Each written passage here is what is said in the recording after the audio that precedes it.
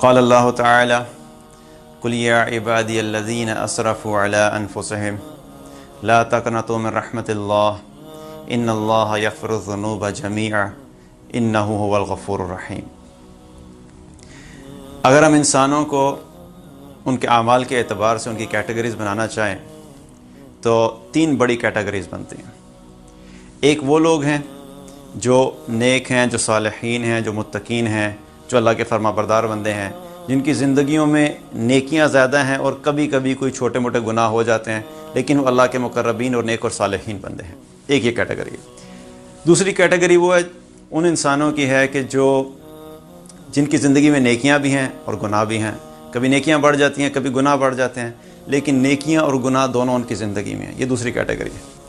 اور تیسری کیٹیگری انسانوں کی وہ ہے کہ جن کی زندگی میں نیکیاں ہے ہی کوئی نہیں، گناہ ہی گناہ ہیں، اور وہ گناہوں میں اتنے آگے جا چکے ہیں کہ جسے کہتے ہیں کہ گناہوں میں انہوں نے حد سے تجاوز کر دیا، اور ان سے پوچھا جائے کہ آپ نے آخری دفعہ نیکی کب کی تھی تو شاید ان کو بیٹھ کے سوچنا پڑے کہ میں نے آخری نیکی کب کی تھی۔ صرف گناہ ہی گناہ ان کی زندگی میں، کوئی نیکی نہیں۔ اس پہ ایکسپلین کرنے سے پہلے میں آپ کو ایک اور ایگزامپل دیتا ہوں، انشاءاللہ بات آگے جا کے سمجھ آ جائے گی۔ آپ نے اکثر دیکھا ہوگا کہ گلی میں بچے جو ہیں کبھی کبھی کرکٹ کھیل رہے ہوتے ہیں۔ اب آپ سوچیں کہ ایک بچہ کرکٹ کھیل رہا ہے اور وہ بیٹنگ کر رہا ہے، اور بیٹنگ کرتے ہوئے اس نے شاٹ ماری اور بال جا کے لگی ساتھ والوں کے گھر کے شیشے پہ اور کھڑکی کا شیشہ ٹوٹ گیا۔ اب جب کھڑکی کا شیشہ ٹوٹ گیا تو جو ان کے ہمسائے ہیں انہوں نے جا کے اس بچے کے والد کو، اس بچے کا جو باپ ہے، اس کو شکایت لگا دی کہ بھئی آپ کے بچے نے یہ کارنامہ سر انجام دیا ہے۔ اب جب والد صاحب کو پتہ لگا تو اس نے اپنے بچے سے کہا کہ بھئی تم اندر آ جاؤ ذرا میرے پاس۔ اب جب اپنے پاس بلایا، والد صاحب کمرے میں بیٹھے ہوئے ہیں، اب بچے کو جب بلایا تو بچے کا جو نا وہ دل کی دھڑکنیں تیز ہو گئی کہ بھئی اب جاؤں گا اندر، تو اندر جاتے ہی جو ابا جان کا کک باکسنگ کا سیشن سٹارٹ ہو جائے گا، تو وہ جب اندر اس ڈر کے ساتھ جا رہا ہے کہ اب اندر جاؤں گا تو چھترول شروع ہو جانی ہے۔ جو ہی وہ ابا جان کے پاس پہنچتا ہے، اس کے والد صاحب کہتے ہیں میرے بیٹے ادھر آؤ۔ اب جب وہ اتنی شفقت سے بلاتے ہیں نا میرے بیٹے ادھر آؤ، تو آدھی ٹینشن ویسے ہی ختم ہو جاتی ہے کہ ٹھیک ہے، اللہ کا شکر ہے کہ والد صاحب کا جو نا موڈ ٹھیک ہے، تو آدھی ٹینشن ختم ہوگی۔ پھر وہ اس کو بلا کے پوچھتے ہیں کہ آپ نے شاٹ ماری تھی؟ وہ کہتا ہے جی میں نے شاٹ ماری تھی۔ تو وہ کہتے ہیں اچھا ایک کام کرو، جا کے ان سے معذرت کر لو اور آئندہ گلی میں نہیں کھیلنا، جا کے گراؤنڈ میں کرکٹ کھیلنا۔ بات ختم ہوگی۔ اب اللہ سبحانہ و تعالیٰ اس آیت میں جن لوگوں سے مخاطب ہے یہ وہ لوگ ہیں جن کی زندگی میں کوئی نیکی کا کام نہیں ہے اور گناہوں سے بہت آگے چلے گئے، جو مجرمین ہیں۔ اب ہمارا دنیا کا قانون کیا ہے کہ جو مجرم ہوتا ہے، جو گناہ گار ہوتا ہے، جس نے شراب بھی پی، زنا بھی کیا، چوری بھی کی، ڈاکے بھی مارے اور لوگوں کے حقوق بھی غصب کیے، والدین کی نافرمانی بھی کی، کوئی نیکی کا عمل نہیں ہے، صرف گناہ ہی گناہ ہے۔ جب ایسا بندے کا پتہ لگتا ہے کہ یہ بندہ جو اتنا گناہ گار ہے تو ہم اس کو کیسے ٹریٹ کرتے ہیں؟ ہم اپنے بچوں کو کہتے ہیں کہ یار اس سے ذرا دور رہنا، کہتے ہیں اس کے اوپر اس کا سایہ بھی نہ پڑنے پڑے، ہمارے بچوں پہ اس کا سایہ بھی نہ پڑے، اور اگر وہ شخص گلی سے گزرنے لگے تو بچوں کو کہتا ہے کہ بیٹا اندر آ جاؤ۔ اس طرح سے ہم کرتے ہیں۔ اور اللہ سبحانہ تعالیٰ یہاں پہ کیا بات کرے جب مجرمین ہے، کیونکہ اللہ کا مجرم ہے، بہت بڑے گناہ گار جو اتنے گناہ کرتا ہے وہ اللہ کا مجرم ہوتا ہے۔ تو اللہ تعالیٰ جب اس آیت میں اس سے خطاب کر رہا ہے اس طرح کی کیٹیگری کے لوگوں کے ساتھ، تو اللہ تعالیٰ نے یوں نہیں شروع کیا یا ایھا المجرمون، یا ایھا الظالمون، یا ایھا الفاسقون۔ اللہ نے یہ نہیں کہا۔ اب اتنے بڑے مجرم کو جب اللہ تعالیٰ اس سے خطاب کر رہے ہیں اس آیت میں، تو وہ کیسے سٹارٹ کر رہے ہیں؟ نبی صلی اللہ علیہ وسلم سے فرمایا قل، آپ ان سے کہہ دیجئے یا عبادی، اے میرے بندے۔ اتنا بڑا گناہ گار، اور شروع کیسے کر رہے اللہ تعالیٰ بات کرنا؟ یا عبادی، اے میرے بندے۔ جیسے والد صاحب نے اپنے بیٹے کو بلایا تھا اے میرے بیٹے، تو اللہ تعالیٰ کیا کہہ رہے ہیں؟ اے میرے بندے۔ پھر اگلی بات اللہ تعالیٰ کیا کہتے ہیں؟ الذین اسرفوا علی انفسہم، اے وہ بندے، اے وہ لوگوں جنہوں نے اپنی جانوں پر ظلم کر لیا ہے، جنہوں نے اپنی جانوں پر زیادتی کی ہے۔ اسرفوا علی انفسہم کا کیا مطلب ہے؟ اسرفوا کا لفظ ہے اسراف سے ہے۔ اسراف کا کیا مطلب ہے کہ یہ گناہوں میں حد سے تجاوز کر گئے، اتنے گناہ ہیں کہ حد ہی کراس کر دی۔ اتنے گناہ گار کو اللہ تعالیٰ شروع کہاں سے کر رہے ہیں؟ یا عبادی، اے میرے بندے۔ اسرفوا علی انفسہم، جنہوں نے اپنے جانوں پہ ظلم کیا، زیادتی کی اور گناہوں میں حد سے آگے گزر گئے۔ آگے اللہ تعالیٰ کیا کہہ رہے ہیں؟ لا تقنطوا من رحمت اللہ، تم اللہ کی رحمت سے نا امید مت ہونا، اللہ کی رحمت سے مایوس مت ہونا۔ ان اللہ یغفر الذنوب جمیعا، بے شک اللہ تعالیٰ تمہارے سارے گناہوں کو معاف کر دے گا، اللہ تعالیٰ معاف کر دے گا تمہارے گناہ سارے کے سارے۔ انہ هو الغفور الرحیم، بے شک وہ بڑا معاف کرنے والا اور رحم فرمانے والا ہے۔ اب اگر آپ اس ساری آیات کے اندر جو اللہ سبحانہ تعالیٰ نے جو الفاظ استعمال کیے ہیں، آپ ان کو ذرا اکٹھا کرنا شروع کریں۔ بات کس سے ہو رہی ہے؟ مجرمین سے، اللہ کے سب سے بڑے گناہ گار جو سب سے تیسری کیٹیگری والے ہیں۔ شروع کہاں سے کیا؟ شفقت کا پہلو، عبادی میرے بندے، شفقت کا پہلو۔ پھر اللہ تعالیٰ نے کیا کیا؟ الذین اسرفوا علی انفسہم کا کہہ کے کیا بتایا کہ یہ یقین دہانی دلائی کہ میں ان لوگوں سے خطاب کر رہا ہوں جو بہت بڑے گناہ گار ہیں، کوئی متقین نہیں ہے، کوئی صالحین نہیں ہے، کہ جو میں نے شفقت کا معاملہ کیا شروع میں، یہ نیک اور صالحین کی بات نہیں کر رہا، بہت بڑے گناہ گاروں کی بات کر رہا ہوں۔ پھر اللہ تعالیٰ فردر کنٹینیو کرتے ہیں، آگے کیا کہتے ہیں؟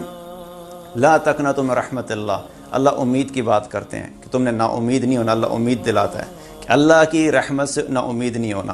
پھر اللہ نے امید کی بات کی، پھر اللہ تعالیٰ نے رحمت کی بات کی، پھر اللہ تعالیٰ آگے جائے کیا کہتے ہیں؟ ان اللہ یغفر الذنوب جمیعا، بے شک اللہ تعالیٰ تمہارے سارے کے سارے گناہوں کو معاف کر دے گا۔ کمٹمنٹ، وعدہ، اللہ نے وعدہ کیا ہے کہ تمہارے سارے گناہوں کو معاف کر دے گا، اور جمیعہ کا لفظ لگا کے اللہ تعالیٰ نے کیا بتایا کہ سارے کے سارے معاف کر دے گا۔ تمہارے دل میں یہ خیال نہیں آنا چاہیے کہ میرے کچھ گناہ تو چھوٹے ہیں، کچھ بڑے ہیں، ہو سکتا ہے چھوٹے معاف ہوں اور بڑے نہ معاف ہوں۔ اور اسی طریقے سے اللہ تعالیٰ نے یہاں پہ جو بات کی، یہ نہیں کہا کہ ہو سکتا ہے میں تمہارے گناہوں کو معاف کر دوں۔ جب یہ ہو سکتا ہے والی بات ہوتی ہے نا، اس کا مطلب کیا ہوتا ہے کہ شاید ہوں گے یا شاید نہیں ہوں گے۔ والد صاحب اپنے بچے کو کہتے ہیں کہ بیٹا 80% مارک لے کے آنا اور تمہیں ہو سکتا ہے کہ میں پلے اسٹیشن 4 دلا دوں۔ تو جب والد صاحب کہتے ہیں نا ہو سکتا ہے، تو ہو سکتا ہے کہ اندر بندہ کہتا ہے اچھا اس کا مطلب ہے کہ ہو نہیں بھی سکتا، چانسز وہی ہیں۔ اور اگر دیسی باپ ہے تو ہو نہیں سکتا کہ چانسز زیادہ بڑھ جاتے ہیں کہ یار یہ کہہ رہے لیکن پتہ نہیں ہوگا کہ نہیں ہوگا، کیونکہ ہم نے اپنی وہ پیرنٹس نے اپنی کریڈیبلٹی بھی اتنی خراب کی ہوتی ہے نا لوگوں سے، اپنے بچوں سے مس کمٹمنٹس کر کے۔ تو ہو سکتا ہے نہیں کہ اللہ تعالیٰ کیا کہہ رہے ہیں؟ گارنٹی دے رہا ہے، کنفرمیشن دے رہا ہے کہ سارے گناہ معاف کر دے گا، گارنٹی۔ پھر اللہ تعالیٰ کیا کہہ رہا ہے؟ انہ هو الغفور الرحیم، بے شک وہ بڑا معاف کرنے والا اور رحم فرمانے والا ہے۔ اس پوری آیت کے اندر صرف ایک حصہ ہے جس میں اللہ نے اس گناہ گار کی بات کی ہے، اس کے شروع میں شفقت کی بات، پھر اس کو امید کی بات، پھر رحمت کی بات، پھر مغفرت کی بات، پھر اللہ کی طرف سے وعدہ، پھر اللہ کی طرف سے کمٹمنٹ کے سارے معاف، پھر اللہ نے مغفرت کی بات کی، پھر اللہ نے رحمت کی بات کی۔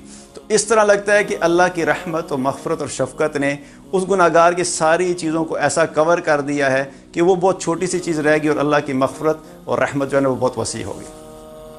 اس آیت کے اندر یہ احساس ہے، تو آپ سوچئے کہ جو شخص عمل کرے گا اس آیت کے اوپر، اللہ تعالیٰ کی رحمت اور مغفرت اور شفقت اس شخص کے لیے کیسی ہوگی۔ اب اس آیت میں جب یہ سارے کام کرنے ہیں تو ظاہر ہے کچھ تو عمل کرنا ہوگا، ہمیں اللہ کی شفقت چاہیے، رحمت چاہیے، مغفرت چاہیے۔ تو اللہ تعالیٰ اگلی آیت میں جا کے کہتا ہے کہ کیا ایسے کام کرو کہ تمہارے سارے گناہ معاف ہوں گے۔ اللہ سبحانہ تعالیٰ نے فرمایا وَأَنِيبُوا إِلَىٰ رَبِّكُمْ وَأَسْلِمُوا لَهُ، دو کام کر لو، اپنے رب کی بارگاہ میں انابت اختیار کرو، رجوع کر لو، واپس آ جاؤ، توبہ کر لو۔ اور دوسرا کام کیا کرو؟ فرما برداری والی زندگی شروع کر دو۔ جو تم گناہوں والی روڈ کے اوپر چلنا شروع کر دیا ہے، تم اپنی گاڑی گناہوں والی روڈ کے اوپر اپنی گاڑی کو بریک لگاؤ، سلو کرو، روکو، اور یو ٹرن لے کے اللہ کی فرما برداری والی روڈ کے اوپر چلنا شروع کر دو، تو اللہ تعالیٰ تمہارے سارے گناہوں کو معاف کر دے گا۔ تو یہ دو کام کرنے ہوں گے۔ تو اللہ سبحانہ و تعالیٰ کی رحمت بڑی وسیع ہے، یہ اللہ کا بڑا کرم ہے کہ اللہ تعالیٰ نے ہمارے لیے اپنی رحمت کا معاملہ کیا۔ اور ایک اور جگہ اللہ تعالیٰ نے قرآن میں فرمایا کتب علی نفسہ الرحمہ، کہ میں نے اپنی ذات پر رحمت کو لازم کر دیا ہے۔ یہ اتنی بڑی بات ہے اس آیت میں۔ اگر خدا نخواستہ اللہ تعالیٰ یوں کہہ دیتا کہ کتب علی نفسہ الغضب، تو سارے کے سارے ہم ہلاک و برباد ہو جاتے۔ آپ سوچئے کہ اللہ کی رحمت کا کیا معاملہ ہے۔ ایک اور حدیث میں آتا ہے، حدیث قدسی ہے، اللہ تعالیٰ نے اس میں فرمایا ان رحمتی سبقت غضبی، میری رحمت میرے غضب پہ سبقت لے گئی۔ تو بار بار اللہ نے رحمت کا معاملہ کیا۔ یہ جو کچھ بھی ہمیں مل رہا ہے یہ اللہ کی رحمت ہے کہ ہمیں کوئی مل رہا ہے۔ اگر اللہ تعالیٰ ہماری گناہوں پہ پکڑ کرنا شروع کر دیتا یا اللہ تعالیٰ ہم سے حساب کتاب لینا شروع کر دیتا جیسے ہم اپنے ایک دوسرے سے حساب کتاب لیتے ہیں چھوٹی چھوٹی چیزوں کا، تو سوچئے کہ ہم میں تو شاید کوئی بھی زندہ نہ رہ سکتا۔ اگر اللہ تعالیٰ یہ کہہ دیتا کہ تمہیں روٹی اس وقت ملے گی جب تم 5 نمازیں پڑھو گے، جو 5 نمازیں پڑھے گا اس کو 3 وقت کا کھانا ملے گا، تو آپ سوچئے کہ کتنے لوگ بھوکے مر جاتے۔ لیکن جو نہیں پڑھ رہے اللہ ان کو بھی دے رہا ہے۔ اگر اللہ تعالیٰ یوں کہہ دیتا کہ جو شخص بھی گانا سنے گا، اس ایک گانا سننے کے بدلے میں 2 گھنٹے کے لیے اس کے سننے کی سماعت جو ہے وہ ختم کر دی جائے گی، تو آپ سوچیں کہ کیا ہوتا۔ اگر اللہ تعالیٰ یہ شرط لگا دیتا کہ جو شخص بھی حرام دیکھے گا، دیکھنے کے نتیجے میں اس کی 3 گھنٹے کے لیے نظر لے لی جائے گی، تو کیا ہوتا۔ تو یہ اللہ کا بڑا کرم ہے کہ اللہ تعالیٰ نے ہمارے ساتھ اس طرح حساب کتاب نہیں رکھا۔ گناہ کیے جا رہے ہیں، فحاشی بھی ہو رہی ہے، عریانی چل رہی ہے، گانے چل رہے ہیں، زنا چل رہا ہے، شراب چل رہی ہے، اللہ کی نافرمانی چل رہی ہے، سود پہ لوگ کاروبار کر رہے ہیں، اس کے باوجود یہ اللہ کی رحمت ہے کہ اللہ تعالیٰ ہمارے ساتھ یہ معاملہ کر رہا ہے کہ اللہ ہمیں رزق بھی دے رہا ہے، اللہ ہمیں سانس بھی دے رہا ہے، اللہ تعالیٰ ہماری نظر بھی نہیں چھینتا، اللہ تعالیٰ ہمارے سننے کی سماعت کی طاقت کو بھی نہیں چھینتا، اللہ تعالیٰ ہماری خواہشات بھی پورے کیے جا رہے ہیں۔ یہ محض صرف اور صرف اللہ کی رحمت ہے۔ تو اللہ تعالیٰ کی رحمت بڑی وسیع ہے، بڑی وسیع ہے۔ جب اللہ تعالیٰ نے شیطان کو مردود کیا، شیطان نے جب سجدے کا انکار کیا آدم علیہ السلام کو، تو اللہ تعالیٰ نے اس کو مردود کر دیا۔ تو شیطان نے اللہ تعالیٰ سے کیا کہا کہ یا اللہ تیری عزت اور تیرے جلال کی قسم، جب تک یہ بنی آدم زندہ ہیں میں ان کو گمراہ کرتا رہوں گا۔ تو جب اللہ تعالیٰ نے یہ سنا تو اللہ تعالیٰ نے اس کو کہا کہ مجھے میری عزت اور میرے جلال کی قسم، جب تک میرے بندے آ کے مجھ سے مغفرت طلب کرتے رہیں گے میں بھی معاف کرتا رہوں گا۔ یہ معافی مانگتے رہیں گے میں بھی معاف کرتا رہوں گا۔ تو گمراہ کرنے پہ لگا رہے، جب میرے بندے میرے پاس آ کے توبہ کریں گے میں بھی ان کو معاف کرتا رہوں گا۔ ایک دفعہ ایک حدیث میں آتا ہے کہ ایک شخص تھا، نبی صلی اللہ علیہ وسلم نے فرمایا، ایک بخاری شریف کی حدیث ہے، ایک شخص کا ذکر کیا کہ ایک آدمی تھا پہلے لوگوں میں، وہ اتنا گناہ گار تھا کہ اس کی زندگی میں کوئی نیکی نہیں تھی، کوئی نیک اعمال نہیں تھے، گناہ ہی گناہ تھے۔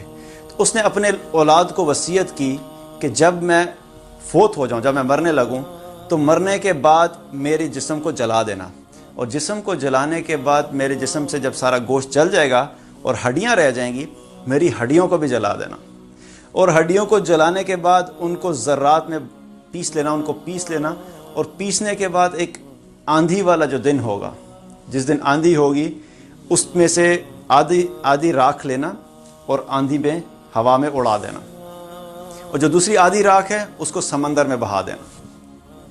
کیونکہ میرے گناہ اتنے ہیں، اگر اللہ نے مجھ پہ قدرت پا لی تو وہ مجھے وہ عذاب دے گا کہ آج سے پہلے کسی کو بھی نہیں دیا ہوگا، مجھے اس چیز کا ڈر ہے، اس لیے تم آدھی راکھ جو ہے میرے جس ہڈیوں کی وہ آندھی میں اڑا دینا اور آدھی سمندر میں بہا دینا۔ اور جب وہ مرا تو اس کی اولاد نے ایسا ہی کیا، انہوں نے آندھی میں اڑا دی آدھی راکھ، اور آدھی راکھ جو سمندر میں ڈال دی۔ اللہ تعالیٰ نے زمین کو حکم دیا کہ اس کے ذرات کو اکٹھا کرو، اور سمندر کو حکم دیا کہ اس کے ذرات کو اکٹھا کرو۔ سارے ذرات کو اکٹھا کر کے اللہ تعالیٰ نے اس کو دوبارہ زندہ کیا، اور زندہ کر کے اس سے پوچھا کہ تم نے یہ جو کہا تھا اپنی اولاد کو، یہ کس وجہ سے کہا تھا؟ اس نے کہا کہ یا اللہ میرے پاس کوئی نیک کام نہیں تھا، صرف گناہ ہی گناہ تھے، اور میں ڈرتا تھا آپ کے سامنے، مجھے بڑا ڈر تھا آپ کا، اس وجہ سے میں نے یہ کرنے کو کہا تھا۔ تو اللہ نے اس کے ساتھ رحمت کا معاملہ کیا، اللہ نے کہا جاؤ تمہیں میں نے معاف کیا، میں نے بخش دیا۔ اس خوف کی وجہ سے اللہ نے کہا میں نے تمہیں بخش دیا۔ اللہ کی جو رحمت ہے، جب اللہ تعالیٰ نے، ایک اور حدیث میں آتا ہے کہ جب اللہ تعالیٰ نے زمین اور آسمان کو بنایا، زمین اور آسمان کو جب پیدا کیا تو اس کے ساتھ ساتھ اللہ تعالیٰ نے اپنی 100 رحمتیں پیدا کی۔ یہ بخاری اور مسلم کی روایت ہے، اللہ نے 100 رحمتیں پیدا کی، اور اللہ کی 100 رحمتوں میں سے جو ایک رحمت ہے اس کے بارے میں آپ صلی اللہ علیہ وسلم نے کیا فرمایا کہ اگر اس کو شکل دی جائے، اب رحمت کو کوئی شیپ تو نہیں دی جا سکتی، لیکن اگر اس کو کوئی شیپ پاسبل ہو، دی جا سکے، تو آپ صلی اللہ علیہ وسلم نے کیا فرمایا کہ اللہ کی جو ایک رحمت ہے، 100 میں سے جو ایک رحمت ہے، وہ اتنی بڑی اور اتنی وسیع ہے کہ زمین اور آسمان کے درمیان جو خلا موجود ہے اس سارے کو بھر دے۔ یہ ایک رحمت ہے، اور وہ ایک رحمت جو ہے اللہ تعالیٰ نے زمین پر اتاری۔ اس ایک رحمت کی وجہ سے ماں اپنے بچے کے پر مہربان ہوتی ہے، جو جانور ہیں وہ اپنے بچوں کے اوپر مہربان ہوتے ہیں، اور آپس میں جو لوگ ایک دوسرے پہ مہربانی کرتے ہیں اور جانور ایک دوسرے پہ جو مہربانی کرتے ہیں اور شفقت کرتے ہیں، وہ اس ایک رحمت کا نتیجہ ہے۔ آپ سوچئے ایک ماں اپنے بچے سے کتنا پیار کرتی ہے کہ ایک ماں جو ہے وہ خود اگر بیمار بھی ہوگی، چاہے کسی بھی حالت میں ہوگی، لیکن اپنے بچوں کے لیے جو ہے وہ محنت کرتی رہے گی۔ صبح وہ اسکول بھجوانے کا وقت آئے گا تو اگر ماں بیمار ہے تو وہ اٹھ کے لازمی بھیجے گی، کیونکہ اس ماں کی جو محبت ہے وہ باپ کی محبت کے برابر نہیں ہے۔ باپ کی محبت اور شفقت فرق ہے، لیکن ماں کی محبت کا جو پہلو ہے وہ بہت زیادہ وسیع ہے۔ تو اسی لیے اب بار بار جو مثال دیتے ہیں نا، اکثر وہ ماں کی محبت کی مثال دیتے ہیں، ماں کی بات کرتے ہیں کہ ماں کے درجات، ماں کے برابر، ماں سے زیادہ محبت۔ تو ماں کی جو محبت ہے وہ ایک ماں کی ایسی کیا ہے کہ وہ اپنے بچے کے لیے بیماری کی حالت میں بھی صبح اٹھ کے ان کو اسکول کی تیاری کرائے گی، ان کے لیے ناشتہ بنائے گی۔ اگر باپ بیمار ہو نا اور باپ کے سر پہ ہو تو اس نے منہ پھیر کے کہنا یار چھٹی کرا دو۔ اگر باپ کے سر پہ ہو یہ بات تو وہ کہے گا یار چھٹی کرا دو، میری طبیعت ٹھیک نہیں ہے۔ لیکن ماں یہ نہیں کرتی، کیونکہ ماں کی محبت بڑی وسیع ہے۔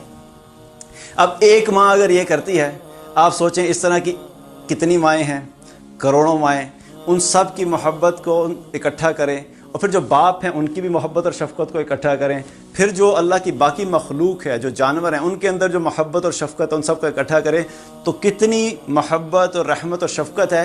یہ ساری اکٹھی ہو کہ نبی صلی اللہ علیہ وسلم کیا فرمایا کہ اللہ کی 100 رحمتوں میں سے ایک رحمت کا نتیجہ ہے، اور فرمایا کہ 99 رحمتیں جو ہیں اللہ تعالیٰ نے سنبھال کے رکھی ہیں، جو اللہ تعالیٰ قیامت کے دن استعمال کرے گا اپنی مخلوق کے ساتھ۔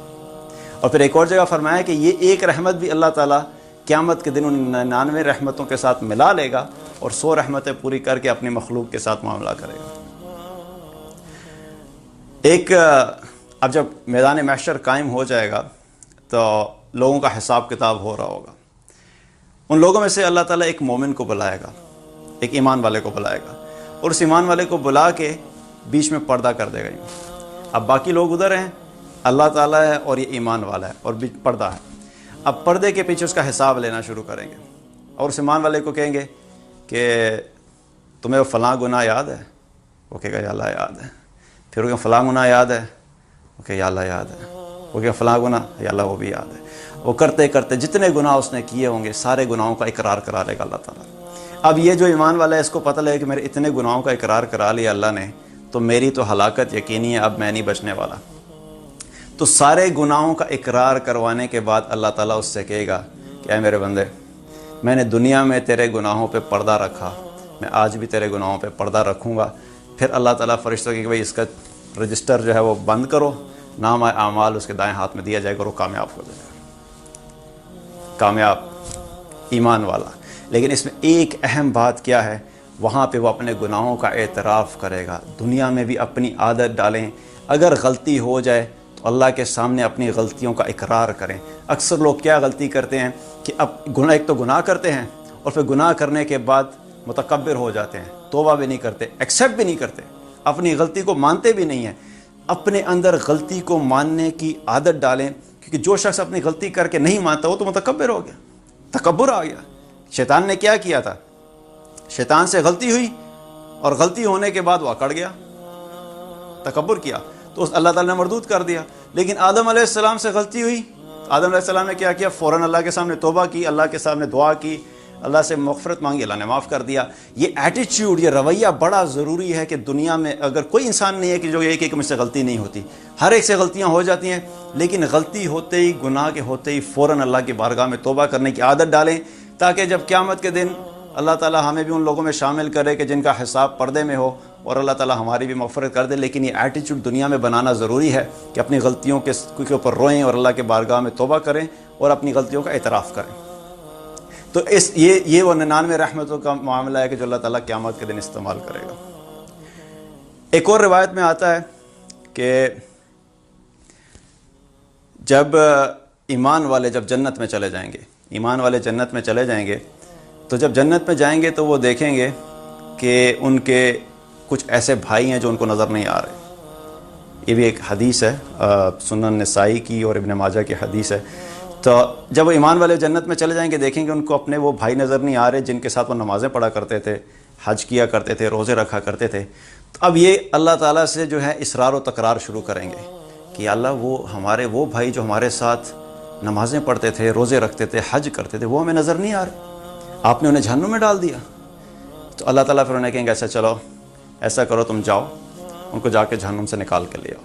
اب یہ جہنم میں جائیں گے، جا کر ان لوگوں کو ان کے چہروں سے پہچان لیں گے۔ کچھ لوگوں کو آگ نے ٹخنوں تک جلا دیا ہوگا، کچھ کو نصف پنڈلیوں تک جلا دیا ہوگا۔ اب یہ چہروں سے پہچان کے ان کو جہنم سے نکال کر لے آئیں گے۔ پھر اللہ تعالیٰ کہیں گے اچھا ایک کام کرو، جاؤ ایسے لوگوں کو بھی نکال کے لے آؤ جن کے دل میں 1 دینار کے وزن کے برابر ایمان ہے، ان کو بھی جہنم سے نکال کے لے آؤ۔ پھر یہ جائیں گے، ان کو بھی جہنم سے نکال کے لے آئیں گے۔ پھر اللہ تعالیٰ کہیں گے اچھا جاؤ ایسے لوگوں کو بھی نکال کے لے آؤ جن کے دل میں آدھے دینار کے وزن کے برابر ایمان ہے، ان کو بھی جہنم سے نکال کے لے آؤ۔ یہ جائیں گے، ان کو بھی نکال کے لے آئیں گے۔ پھر اللہ تعالیٰ ان سے کہیں گے کہ اچھا واپس جاؤ اور ایسے لوگ جن کے دل میں 1 ذرے کے برابر ایمان ہے، ان کو بھی جہنم سے نکال کے لے آؤ، اور یہ جائیں گے، ان کو بھی جہنم سے نکال کے لے آئیں گے۔ یہ اللہ کی 99 رحمتوں کا نتیجہ ہے کہ اللہ تعالیٰ اپنے بندوں پہ رحمت کا معاملہ کریں گے۔ اور اس سے ایک اور چیز بھی پتہ لگتی ہے کہ صرف نماز، روزہ، حج کر لینا کافی نہیں ہے، گناہوں سے بچنا بہت ضروری ہے، کیونکہ ان کن لوگوں کے بارے میں بات کی جا رہی ہے جو نمازیں پڑھا کرتے تھے، روزے رکھا کرتے تھے، حج کیا کرتے تھے، اس کے باوجود جہنم میں ہیں۔ اس کا مطلب کیا ہے کہ ان گناہوں سے بھی بچنا بڑا ضروری ہے جن سے بچنے کے لیے اللہ سبحانہ وتعالیٰ نے اور اللہ کے نبی صلی اللہ علیہ وسلم نے بتایا ہے۔ تو عبادات بھی کرنی ہے لیکن گناہوں سے بھی بچنا ہے۔ اسی طریقے سے ایک دفعہ یہ جو ایک حدیث قدسی ہے جس میں اللہ تعالیٰ فرماتے ہیں کہ اے میرے بندے، اگر تیرے گناہ اتنے زیادہ ہو جائیں کہ تیرے گناہ آسمان کی چوٹی کو چھونا شروع کر دیں، اور تو اتنے گناہ لے کے میرے سامنے آ اور آ کے مجھ سے کہے کہ یا اللہ مجھے معاف کر دے، تو میں تیرے سارے گناہوں کو معاف کر دوں گا۔ اور فرمایا ہے کہ تیرے گناہ اتنے ہو جائیں کہ زمین کو بھر دیں، زمین کو بھر دیں، اور تو مجھ سے اس حال میں ملاقات کر کہ تو نے میرے ساتھ کسی کو شریک نہیں ٹھہرایا ہو، تو میں اسی کے برابر بخشش لے کے تیرے پاس آؤں گا۔ جتنے تیرے گناہ ہوں گے اتنی بخشش لے کے میں تیرے پاس آؤں گا، لیکن شرط کیا بتائی کہ کسی کے ساتھ شریک نہیں ٹھہرایا ہو۔ ایک دفعہ نبی صلی اللہ علیہ وسلم کے پاس چند قیدی لائے گئے۔ اب وہ چند قیدی جب لے کے آئے تو ان میں سے ایک عورت تھی، اس کا چھوٹا بچہ تھا، اس کو چھوٹا بچہ نہیں مل رہا تھا۔ اب وہ عورت اپنے چھوٹے بچے کو ڈھونڈ رہی ہے، بے چین ہے اور ادھر ادھر بھاگ رہی ہے کہ کسی طریقے سے اس کو بچہ اس کا مل جائے۔ تو ڈھونڈتے ڈھونڈتے اس کو ایک اپنا بچہ کہیں پہ مل گیا، اس نے فوراً اپنے بچے کو اٹھایا اور اپنے سینے سے لگا لیا۔ تو نبی صلی اللہ علیہ وسلم یہ سارا منظر دیکھ رہے تھے۔ تو جب نبی صلی اللہ علیہ وسلم نے یہ دیکھا تو آپ نے صحابہ سے پوچھا کہ تمہارا کیا خیال ہے اس عورت کے بارے میں کہ یہ عورت اپنے بچے کو آگ میں ڈال دے گی؟ تو صحابہ نے عرض کیا یا رسول اللہ، اللہ کی قسم یہ عورت اپنے بچے کو تو آگ میں کبھی بھی نہیں ڈالے گی۔ جتنی بے چینی اپنے بچے کے لیے تھی، ظاہر ہے اس کے اندر جو محبت ہے وہ کبھی بھی آگ میں نہیں ڈالے گی۔ تو آپ صلی اللہ علیہ وسلم نے فرمایا کہ یقیناً یہ عورت جتنی اپنے بچے سے محبت کرتی ہے اور اپنے بچے پہ جتنی مہربان ہے، اللہ تعالیٰ اپنے بندوں پہ اس سے بھی زیادہ مہربان ہے۔ تو آپ سوچئے تو صحیح کہ اللہ تعالیٰ کیا ہمیں آگ میں ڈالے گا؟ اللہ تعالیٰ کو کیا ملے گا ہمیں آگ میں ڈال کے؟ اللہ کو کیا ملے گا؟ اب اگر انسان اپنی زندگی اللہ کی فرما برداری والی گزارے تو اللہ کو کیا ضرورت پڑی ہے کہ ہمیں آگ میں ڈال دے؟ تو اللہ کی رحمت اور اللہ کی وسعت بہت بڑی ہے۔ ابن قیم رحمہ اللہ نے بڑی خوبصورت بات کہی، انہوں نے کہا کہ جو شخص گناہ کرتا ہے، گناہ کرنا بہت بڑی چیز ہے، اللہ کی نافرمانی کرنا بہت بڑی بات ہے، لیکن اس گناہ کے بعد اللہ کی رحمت سے نا امید ہو جانا اس سے بھی بڑی چیز ہے۔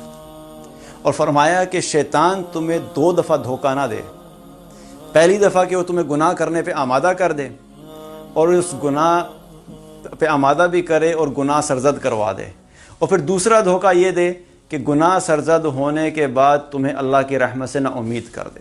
تو یہ 2 دفعہ دھوکہ دینے میں کامیاب ہو گیا، ہم کہتے ہیں ڈبل بسٹڈ۔ تو پہلی دفعہ کیا وہ گناہ کروا دیا، پھر دوسری دفعہ کیا کرتا ہے وہ اللہ کی رحمت سے نا امید کرا دیتا ہے۔ تو اس کا ٹارگیٹ ہی یہی ہے کہ کسی طریقے سے یہ بندے جو ہیں پہلے تو گناہ کریں اور گناہ کے بعد اللہ کی رحمت سے نا امید ہوں تاکہ یہ لوگ جہنم میں چلے جائیں، کیونکہ اس کا ٹارگیٹ کیا ہے کہ اس نے خود تو جہنم میں جانا ہے، وہ چاہتا ہے کہ زیادہ سے زیادہ بندے اس کے ساتھ جہنم میں چلے جائیں، اور اللہ تعالیٰ اپنی مغفرت اور اپنی رحمت کا وعدہ کرتا ہے۔ اب ہمارے لیے کیا ضروری ہے کہ پہلی چیز تو یہ ہے کہ اپنے آپ کو گناہوں سے بچا کے رکھیں، جتنی کوشش ہو سکتی ہے گناہوں سے بچائیں، لیکن اگر گناہ سرزد ہو گئے ہیں، گناہ سرزد ہو گئے ہیں تو فوراً ان سے توبہ کریں، اللہ کی طرف رجوع کریں، اپنے گناہوں پہ روئیں تاکہ اللہ تعالیٰ ان کی مغفرت کرے۔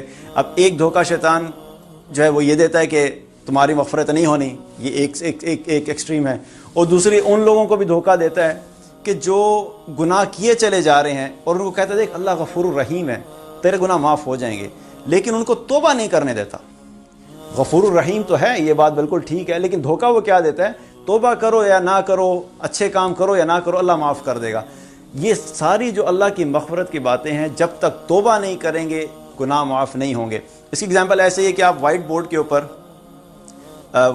اوپر آپ نے کچھ لکھا وائٹ بورڈ مارکر کے ساتھ، اب آپ نے لکھ دیا، آپ اگلے دن آئیں گے اور آپ کو دوبارہ اس کو یوز کرنا ہے تو آپ سوچیں کہ بھئی یہ صاف ستھرا ہو چکا ہوگا تو خود صاف ہو جائے گا، وہ نہیں ہوگا، آپ کو ڈسٹر سے صاف کرنا پڑے گا۔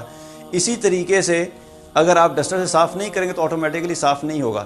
اسی طریقے سے جو گناہ لکھے جاتے ہیں ہمارے نامہ اعمال میں، گناہ لکھے جاتے ہیں نامہ اعمال میں، وہ خود سے صاف نہیں ہوں گے، ان کو توبہ کے ڈسٹر سے صاف کرنا پڑے گا۔